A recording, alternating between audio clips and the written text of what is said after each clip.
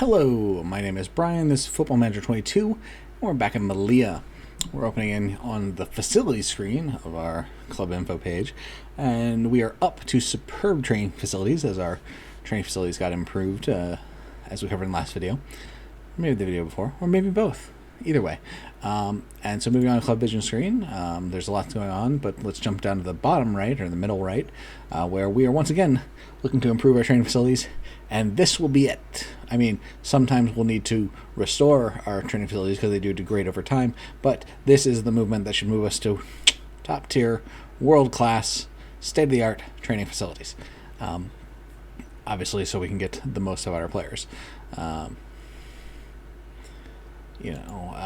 would certainly love to increase our other facilities in terms of bringing in youth players. They're all very average right now.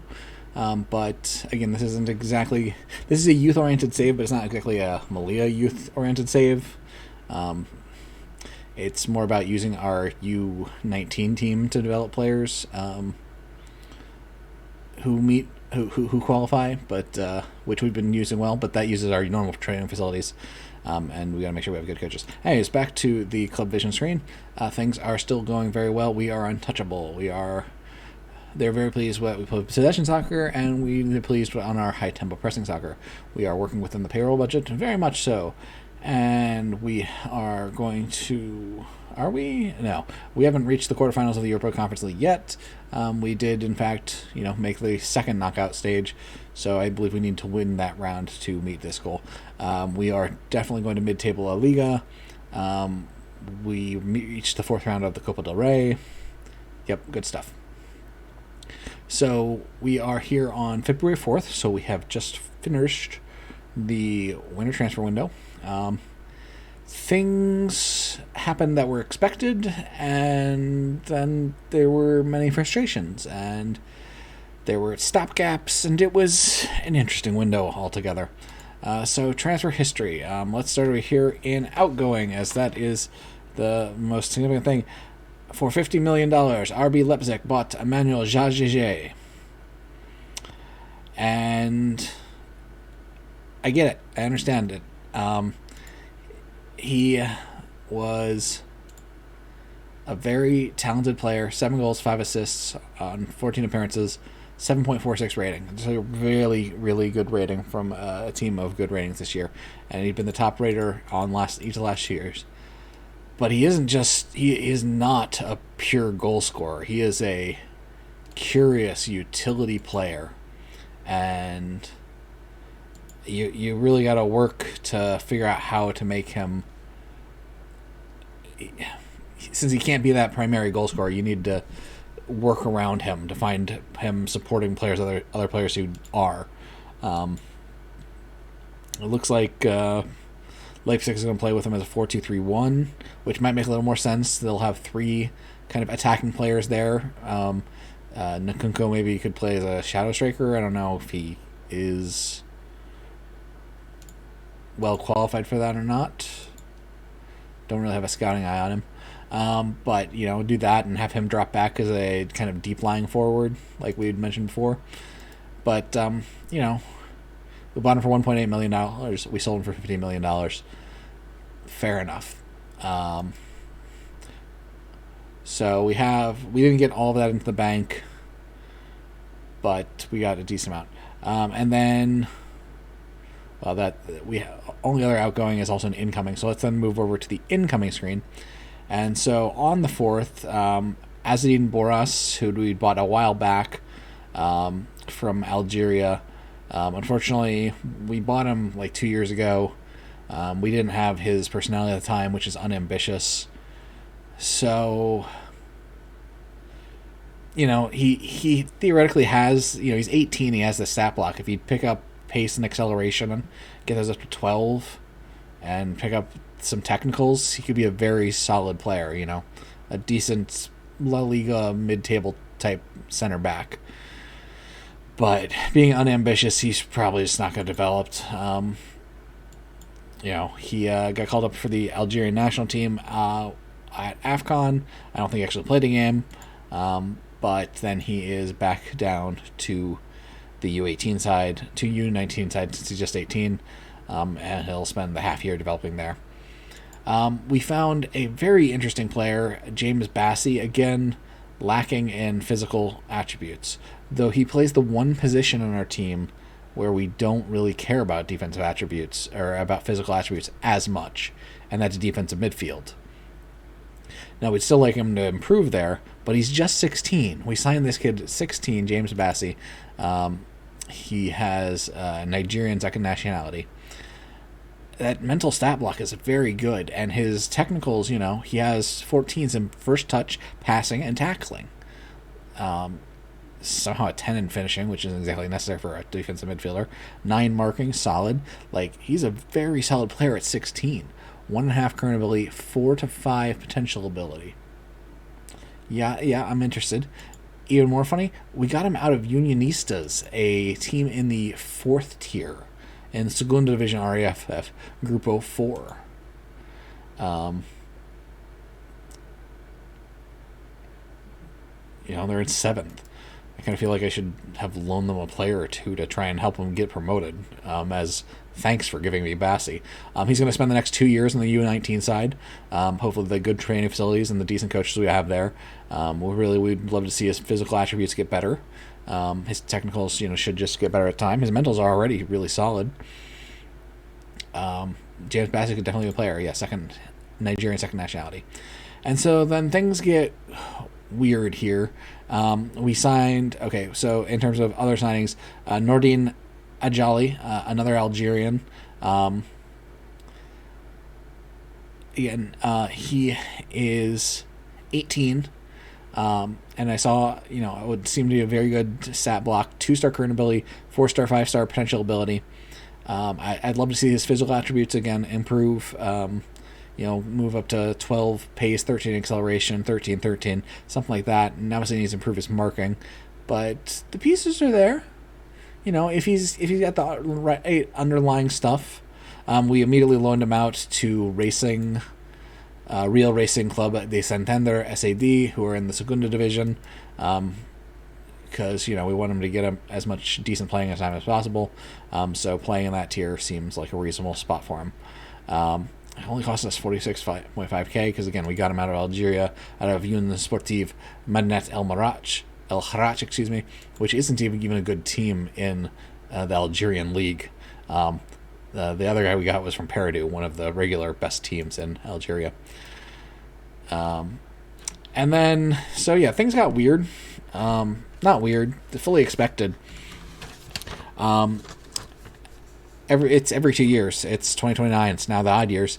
So the AFCON happened, and it's still happening actually. And so that meant that we lose. This year it was 8 members of our team to AFCON. Though one of them was the noted Emmanuel Jajajé, so that was RB Leipzig's problem to lose him for most of that period. But we lost Jajajé, we lost Traore, we lost Chad Daniels, we lost Ahmed Sami, we lost Chadi Riyad, we lost Steven Sessignon, we lost Frederic Ananou, and we lost Ugochukwu Babangida. So we lost a striker, our left winger, a center mid on our attacking center midfielder, 2 center backs, or both of our right backs, however you prefer to look at it, our left back, and our goalkeeper. So in particular, our defensive half got savage. We lost both of our starting left and right backs, and we lost one of our center backs, and then our 4th center back / backup right back. So we had basically no depth. We had a full gap on the defensive line, and we kind of a half gap as well. So I couldn't. Frustrating to no end. I could not make a deal for the player I wanted. There's a player, an 18-year-old out of South Africa, who I wanted, who was good enough to immediately go into the roster. Wouldn't sign for us. He's I don't know signed a new contract with his South African side, and he's not willing to leave this during the winter window. So yeah, that was the big plan to kind of spackle over that. So what we did was we loaned in Yasser Fawzi, a right back from Arsenal. He is English but of Egyptian descent. And Steve Ndikumana out of Watford. He is of Burundian descent. Well, he's from Burundi. Altogether, it's going to cost about $2 million to loan them in over the course of 6 months. I really wanted to try and find a way to make them short-term loans, but they're not. So yeah, we're gonna have them for 6 months, which is good in terms of they're good players. So, we weren't loaning in scrubs. Nidakuma's 2.5, 4.5, 5 at 21. And Fawzi is full 3-star with a 4-star potential at 22. So they're very solid players, but it will create pressure for playing time and crunch. And Frederic Anu is already annoyed that we brought them in about his playing time, and assuredly he's going to be more annoyed when they play and he doesn't. Or I could play him, but then I'm benching them, and I'm going to have to deal with them being angry or their managers being angry. It's a whole thing. So, Innocent Makalane here is the player I wanted to sign out of Kaiser Chiefs in South Africa. They're currently on a winter break. 13 pace, 14 acceleration. His mentals need a little work down at the bottom. His teamwork's a 5. His work rate's a 9. But his physicals are in place. His technicals are in place. He's just 18. Fairly determined as a fine personality. Not amazing. 6'4", good height. Could use a little more strength, but again, presumably over the years he puts him on. I want this kid. I want him bad. He's got a Mark Nook's name because I made a note to note the exact date he turned 18, so I can try and get on him. But he signed a new contract that started on 1/15/2029. So I figure come June he'll be willing to sign. Probably he'll be out of the. I just signed a new contract. What about a new contract? Because he's making $234,000 a year. We're gonna pay him $1 million a year. And then, in terms of other frustrations, I've been long had my eye on Bennett Issa, who I've mentioned before on the stream, on the videos, who is currently signed with Dortmund from Lazio for $26 million. I think we were in on both of these transactions, trying to pry him away.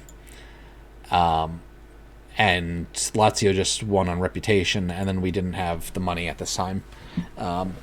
Though I tried to make the money happen, but I couldn't get anyone to give me a fair deal on the players I was trying to hawk. But Borussia has played him for 4 games in his first year and 2 as a substitute in his second year. Like, you'd think I call in and go, hey, I'll give you your money back. You kicked the tires on him. He's not what you want. No, they say he's got a $72 million release clause, and it's just crazy. Like, you haven't done anything. He hasn't improved at all because he's sat on your bench the entire time. You're stagnating this guy. Why would you pay that hijacking of a fee? Like, it's ridiculous. I really hope they dump him at a cut rate price next summer, and we can get in and maybe get him for below that $26 million because he's so, yeah. Anyways, Conference League, yes. We are in qualified 1 spot. Hoffenheim has somebody else. Let's take a look at these matchups. The first round runs Victoria Plesen versus Hoffenheim, Maritimo versus FCSB, AZ versus Rosenborg, Qarabag, what the heck is that? Azerbaijan, what fun, against Altak, oh, more fun, Austria. Ghent versus Apple Limassol, Dynamo versus Apple, Bologna versus Club Brugge, and Valencia versus Donstreda. Obviously, we would like to avoid, Bologna, Valencia, Hoffenheim. Most of the others, not super scary. Draw will be happening in a while, so yeah. we are still in first place in La Liga, despite that nasty. February hasn't yet happened yet. I hope it's not nasty. Despite that January, where we were missing so many players and having to bring in loanees and everything, we were up to a tie with Barcelona, but we mostly kept it steady. Solidly 10 points ahead of Villarreal. In fifth, obviously top 4 spots get Champions League football, and that's our goal for next year. Not the board's goal for us, but it's our goal for us. We just got knocked out of the Copa del Rey by Valencia, 1-0. Disappointing game. We are on a bit of a cold streak here at the end. Players are getting tired. They've played, every single, midweek, end of week, midweek weekend, with no gaps and not much substitution because we didn't have the players. So it makes sense they'd fall off, especially as the competition got harder with Valencia and Villarreal at the end. So we won against Sucalemos in the Copa del Rey. We beat Elche in La Liga. They're a bad team. We beat Osasuna, though it took extra time. In the Copa del Rey, Alves is the worst team in La Liga, and we beat them on the road 3-0. Celta's pretty bad. We beat them 2-1. And we beat Espanyol 1-0 in Copa del Rey. They're a lower side as well. Villarreal is our second La Liga loss, another 0-1. But again, as we noted, Villarreal is a good side there in fifth, though I don't like to lose home games. And then we lost to Valencia on the road 0-1. We just struggled to score. So that takes us to our next game. It is a road trip to Osasuna. They held us blank in 90 minutes at home in the middle of January here. We'll see how things go on the road.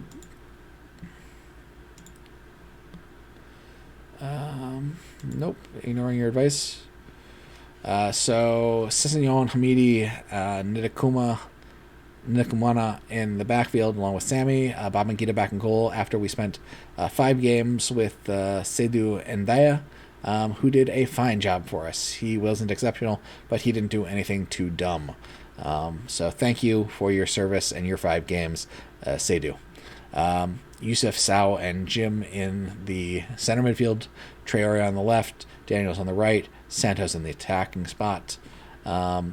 We have both Kone and Kone have been called up. I might send them down to the U19 teams to smash other teams up in the Honor de whatever, the tournaments, the U19 tournaments in Spain. But I will try and use them as much as I can here in the actual La Liga, get him good reps at the top flight. Sergey, the striker, has seemed already to be fitting in acceptably. Aristides, the right winger, who I'd actually kind of like to move to left wing, struggling a bit more even when I play my right wing. All right, looks like we have to wear our blues today. Always happy about that. And Santos will initiate and play back to Meaty. Meaty up to Jim. To Daniels, nearly cut off. Plays it back to Sessegnon and finds Daniels on the run out. Callio is injured. Sal plays it forward to Santos. Unfortunately, chests it when he would like to see him run under a little bit.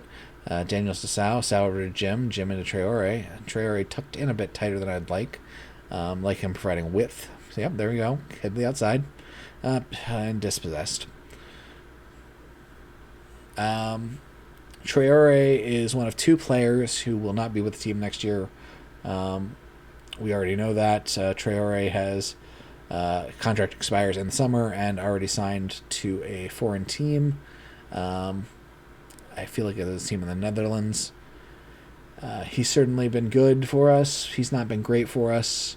I don't need to have him, losing his physical capabilities, which are his what are keeping him on the pitch, to be signing him through those years. So we will need to work on finding a left wing. Additionally, Chatty Riyadh, our center back, we were always planning on letting him expire because we were planning on replacing him with Innocent Makalane, Obviously, we don't have Innocent Makalani yet, but again, I'm still hopeful that I can get him in the summer window. Nice pass. Oh, just blasted over the top by Santos. I'm still hopeful that we can get Makalani in the summer, and then we will have a Hamidi, Makalani, and Matsima rotation at center back going forward, which I will be plenty happy with. I am always jumping back to the game at hand from that window that just popped up. Always annoyed how fast it can be at times. In terms of, hey, we want you to do this thing. I wonder how many of these are from corners. It's like, hey, we should press this guy. Why? Because he's taking corners? I mean, I'm still going to do it, but... Alright, Traore will initiate on the side and plays it short, but the other team wins it. Sammy comes away with it at the top of the box, plays it over to Nidakuma, but he strikes it, and, he's a center back. So it went about as well as you'd think. Traore taking a free kick. Hamidi. Again, not exactly where you want Hamidi to be playing the ball. You want to be seeing it off his head rather than... Wow, Osasuna with lots of fouls. Hey! Chad Daniels gets under it, extends his leg, and kind of bounces it off exactly the right direction to slip it past their keeper. Really nice leading ball from Theo Jim. Probably a knee there from Chad Daniels. That'll play. All right, we'll take a 1-0 lead here on the road. Definitely deserved. We've had possession. We've had the better of the XG game. Let's encourage them. Let's not be like, hey, take it to the next level. It's like, we're happy. We're doing what we need to do. Let's keep doing it. Vasquez plays it out to their captain, Kiki Barja. Sangali back to Vasquez, and back to Sangali. Playing along, but nope. Nakuma's the one who comes away with it there. Playing along for Barja. Pivots, but we have multiple men in the center to defend their attack, and we lump it forward to Santos. Let's see what he can do with it. Pacey heads to the center. Oh, Sal looking for Jim. Oh, saved by the keeper in Baron. But, hey, we'll take the corner. Should be Cessignon here on the right-footed attack. Hamidi does get his head on at that time, but can't quite route it to where it needs to be. Cessignon, throw in, exchange with Youssef. It's a Sao. Sao breaks past. There we go. Oh, Jim just can't get the header down. That's the story of our lives right there. So many headers over the net. DiPioli to Herrera to Shabini and back to DiPioli. Defender doing a good job staying with him. We missed the initial cross attempt, but it plays long, and we do manage to scramble there. I believe Barja was offside. Yes, and the flag goes. 55th minute. Keeping an eye on fatigue because, again, we have a lot of players who have been playing a lot recently. Traore's attempt, not really on target, but we're the ones who come away with the ball. And Sammy plays it back out to Traore. Can't really break down his man, but plays across to Daniels, who's no one's guarding. Daniels, nice little in and out action, get into his left foot, but chooses to go high and doesn't really make work of it. Let's see if Traore can do anything here. No, pretty easily headed out by Gonzalez. Looks like he's a big boy. Barja will be on a run out here down our side, and our captain, Sammy, running stride for stride with him, even though he is the left back and not the right back. Cessignon now marking up with him. Sau's about to pick up, hopefully, not a red card, and he will not. Sammy's definitely gassing out, so we will bring in Boyamo for him. And it looks like Traore on the left and Jim at center attack. Could also go. We can bring in Gayabua at center attack. And let's continue trying to make Aristide Kone work at left wing.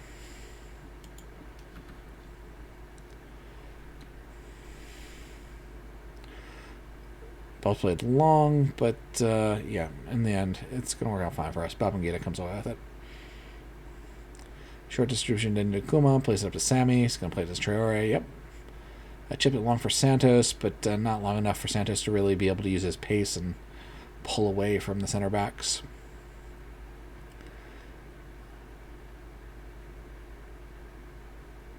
I don't really like how Traore is just kind of defending space there, but what can you do? Ball's play forward, Jim making a great run. Unfortunately, right to the keeper. Iribaran, maybe, not Inibaran. That can be hard to tell. They make a substitution. Agudelo on for Herrera. Sessegnon sends it in, but looks like Yusuf headed it over the net. Star of our lives. Sessegnon picks up a yellow card. He will be suspended for our next match, it sounded like, due to yellow card accumulation. Oh, Zaito Yusuf buries it from the top of the box on the free kick. You love to see it. You really love to see it. Get some praising on these boys. Finally get to hit a button. I hate when it leads because then I don't get to hit a button. Let me pretend like I'm helping. No more substitutes, so we're just kind of chilling on this crazy ride. If they don't score a goal, we won't mess with our settings at all. If they do, then maybe we'll tighten things up, turn on the old time wasting. Daniels with a good leading pass to Gayabua. Unfortunately, their keeper knows to dive right when we make that little pass. But eventually, one of the times, we will do something other than kick it right into his diving arms. Sessegnon here, looking for Hamidi. Nope. Over the net. Their captain Barja has picked up a yellow card. Here we are in the 90th minute, and 3 minutes roughly of stoppage time. Sanderson plays it long. Nedakuma. Oh, okay. That was a bit of a confused action there. I was wondering if they were going to call a whistle, and Nedakuma was going to be sent off for a second yellow card. Luckily, not the case. Sessegnon plays along. Santos does get to it. Unfortunately, can't really get an angle, and it goes off a defender's foot. Gonzalez wildly rampaging out of position with the ball because everyone's like, hey, dude, if you want to have a dribble with it, whatever. You're not going to threaten down the field. So, bad pass from Yusuf back to Sao. Leads to attack there. Do a decent enough job covering for it. And Babangida soars to the side using his diminutive aerial reach, unfortunately. But enough to make sure that the ball that was going wide is in fact going wide.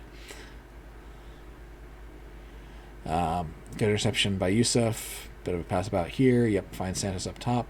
Bit of a runner leads out for Daniels. Daniels has a step but doesn't have an angle. Also is not right-footed, so has to wheel about, turn it back, play it back. Unfortunately, Yusuf bangs it over the net, as always. Santos, oh, no. Needed to find Gayabo on the run there to the left. Instead looks for Daniels on the right, who wasn't making a run. Santos is not an amazing passer. He does have great speed and finishing, which are things that Jajaj did not offer us up top. So he is ball play for Bagayabua, but nothing happening. Yeah, I believe Santos is already on 14 goals in the year, which is as many as Jajaj ever had on a full year. So hopefully he will definitely kind of set a new La Liga level high for us as the tip of the spear with his superior pace and finishing. And hey, there we go. Pretty consistent pressure from us in terms of XG, and they spent most of the second half not putting any pressure on us. 50% possession, roughly equal in fouls. We had more corners. Completed 90% of our passes. They only completed 85%. That's a big key to winning the game.